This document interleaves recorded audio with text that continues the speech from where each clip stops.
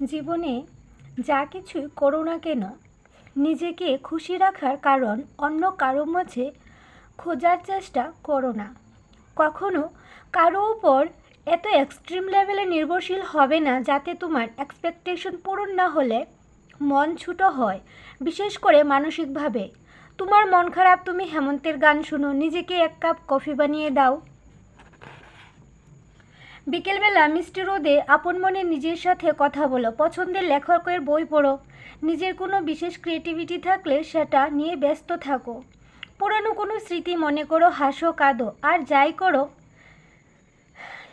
নিজের সাথে নিজের এমন একটা সম্পর্ক তৈরি করো যাতে মন খারাপের দিনগুলোতে কাঁধের প্রয়োজন না পড়ে।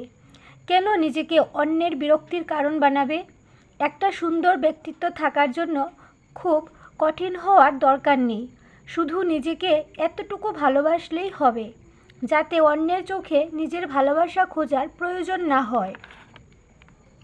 মানুষ বদলায় কারণে অকারণে, তাই মনে হয় নিজেকে নিজের মধ্যেই সীমাবদ্ধ রাখা উচিত।